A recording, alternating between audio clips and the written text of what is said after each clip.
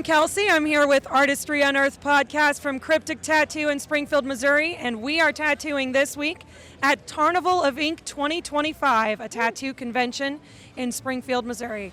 I've got a guest here, really excited to be interviewing Curtis Green. What up? Also of Springfield. Yeah.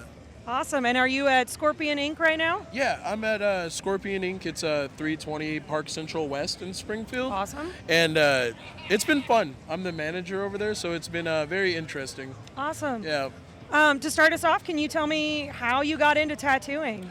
So I always tell people that I got into tattooing by mistake. I was always like really artistically gifted, and one of my friends was like, "Man, I don't know how to draw. Like, I'm going to give you this tattoo machine because you obviously know how to draw, so you would do something with tattoos, I'm sure." And I'm like, okay. Sounds good.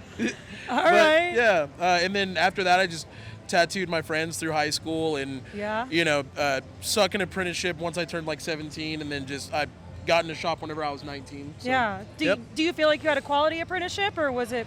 It was a little rocky for sure, but, what apprenticeship isn't?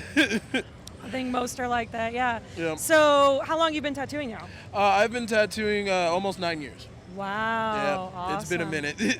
Yeah, and last year you walked out with some awards. Yeah, I think last year I did first place best collab with Zach Osborne, and then I did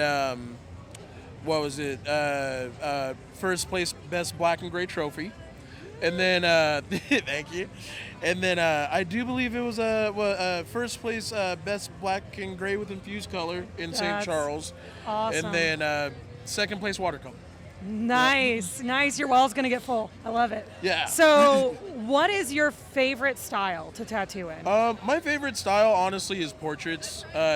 I find them to be the most relaxing. Okay. But I really pride myself on being versatile, so I'd like to take on any kind of challenge. But I have a really deep love for portraits, new school, and anything with infused black and gray. Yeah, I've seen you do some wicked freehands. Thank you. So, what is your approach to freehands? So how I approach freehand stuff is just make sure that you are familiar with what you're drawing. Yeah. And maybe practice it a couple times on paper.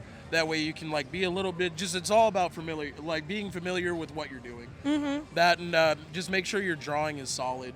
Yeah. Before you start, seek the stencil spray stuff that keeps markers on longer. I always use that stuff whenever I'm doing any kind of freehand stuff. Yeah. So you typically prep the skin. You do it in 1 or 2 colors of Sharpie. I usually do 3. I'll do yellow, orange, and red. Or some people use the blue spectrum, but that's the one that I like to use the most. And I'll prep the skin, get the yellow on there, and then go with orange, and then I'll do red. And sometimes I'll do a final step with either a Bic pen or a skin pen or something like that. Yeah, and then hit it with the setting spray. Mm-hmm. And then awesome. Well, do you have anything else you'd like to share, or any advice for other tattoo artists out there? Consistency. Draw as much as you can, even in your off time. And once you feel like you've learned everything and there's nothing anybody else can teach you, look for something else to do. Awesome. And where can listeners find you on social media? You can find me at Uman Artistry _tattoo on Instagram, and then just Curtis Green on Facebook. Okay, is that UMON? Yeah, UMONARTI. Wait. You're right. Yeah, ISTR. Yeah. Super long. Yeah. Been thinking about changing it. Awesome. All right. Well, thank you so much, Curtis. So happy to have it. you here and to talk with you. And I appreciate you got to having get me. back to blasting your client's kneecap. Yeah, he's not having fun. Yeah, well, he's going to be so happy to see you coming. So. The amount of shakes, dude. All right. Well, thanks, Curtis. Thank you.